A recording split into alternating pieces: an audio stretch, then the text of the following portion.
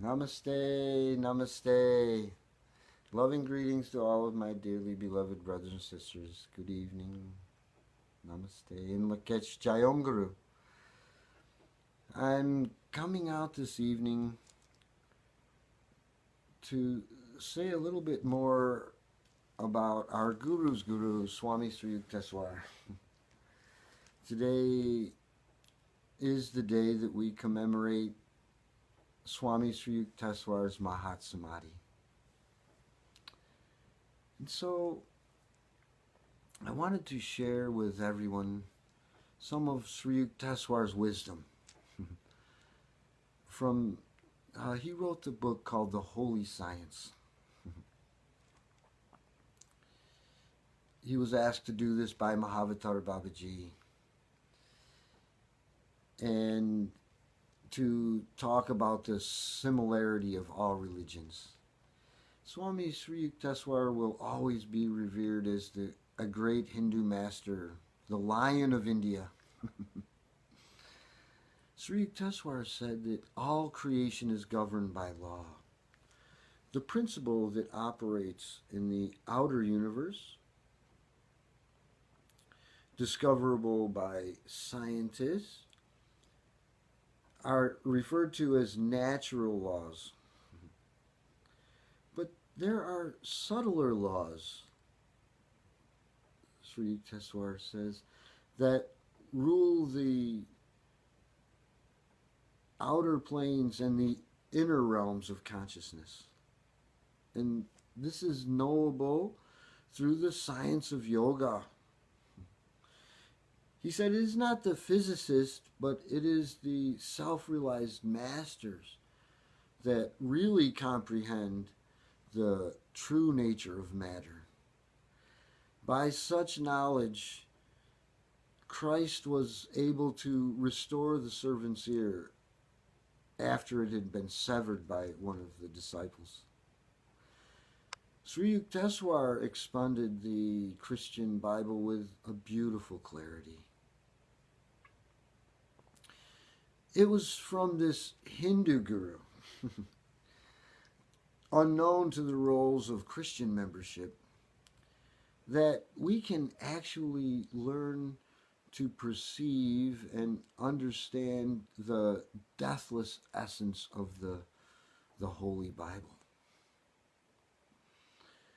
Sri Yukteswar counseled his students to be living liaisons of both Western and Eastern virtues.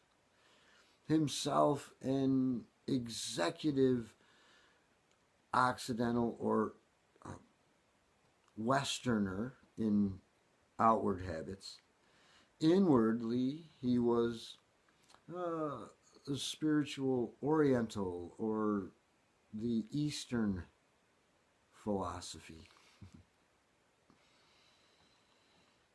He praised the progressive, resourceful, and hygienic ways of the West, and at the same time the religious ideals that give a censured halo to the East.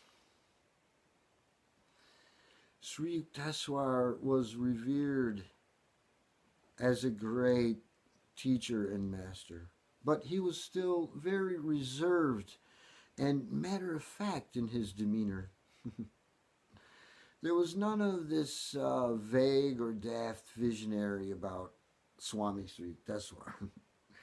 His feet were firm on the earth and his head in the haven of heaven. Practical people aroused his admiration. Sri Yukteswar would say, saintliness is not dumbness. Divine perceptions are not incapacitating. The active expression of virtue gives rise to the keenest intelligence. That is what Sri Yukteswar would tell us.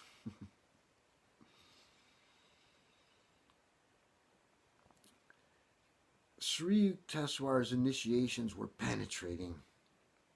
He was heedless often of remarks, but he would often reply to one's unexpressed thoughts.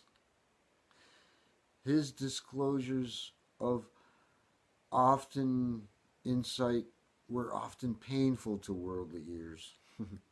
He was not popular with the superficial student. The wise, always few in number, deeply revered him. Yogananda said that he would have been the most sought after guru in India if his speech had not been so candid. Amazing it is to find a master with such a fiery will could be so calm and balanced within. He fit the Vedic definition of a man of God, a real God man. He was softer than flowers where kindness is concerned, but stronger than thunder where principles are at stake. Sri Yukteswar could easily have been an emperor or a world-shaking warrior had his mind been centered on fame or worldly achievements.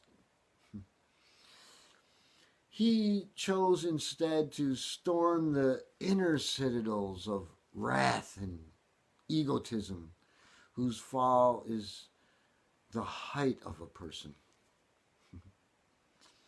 In 1920, Sri Yukteswar sent our Guru Paramhansa Yogananda to America to carry out the mission spoken of many years earlier by Babaji. To make available to truth seekers throughout the world a knowledge of the liberating science of Kriya Yoga. For this purpose,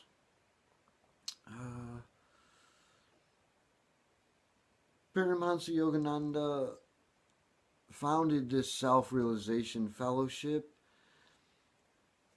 which is an international society with headquarters in Los Angeles, California, right here in America. In Yogananda's 3 decades in the U.S., he lectured to capacity audiences in most of America's principal cities. He wrote many books. He prepared a comprehensive series of yoga lessons for anyone to study at home. And he trained monastic disciples to perpetuate the spiritual and humanitarian work entrusted to him by Mahavatar Babaji and Swami Sri Yukteswar.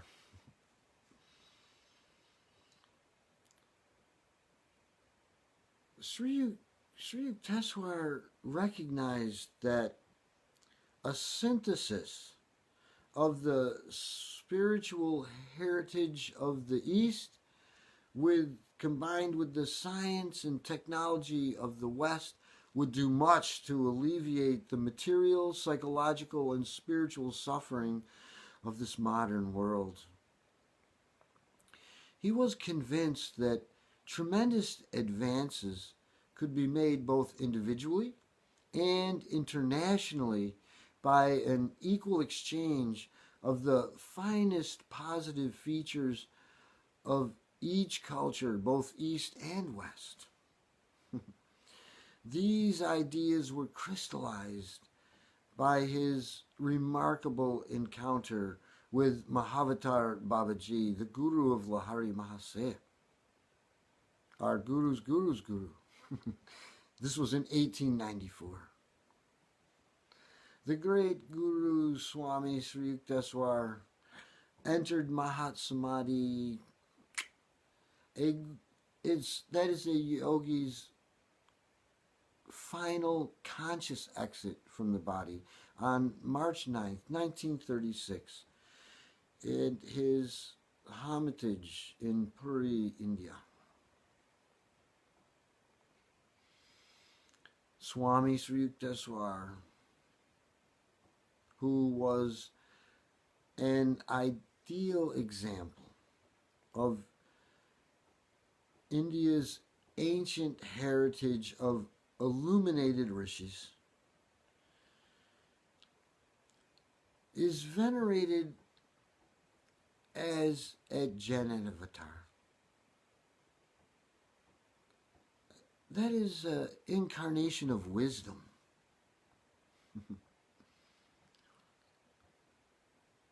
People all over the world have been inspired by his life and his teachings. He manifested the self-mastery and divine attainment that have been the highest goal of truth seekers throughout the ages.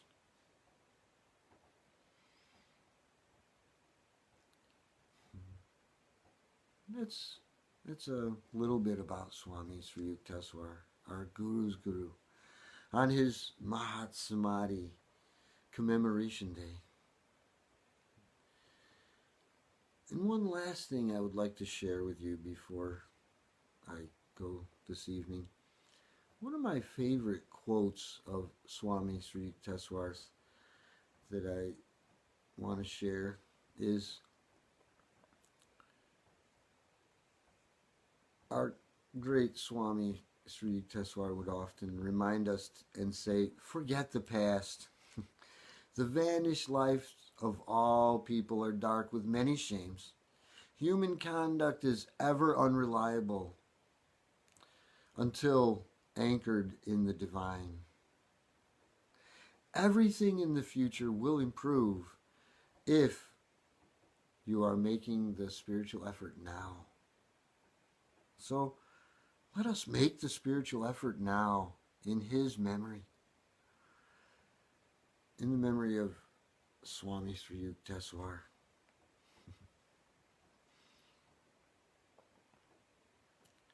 We would be wise to go out into the world and keep on making that effort each day, each moment, and forgetting the past and moving on.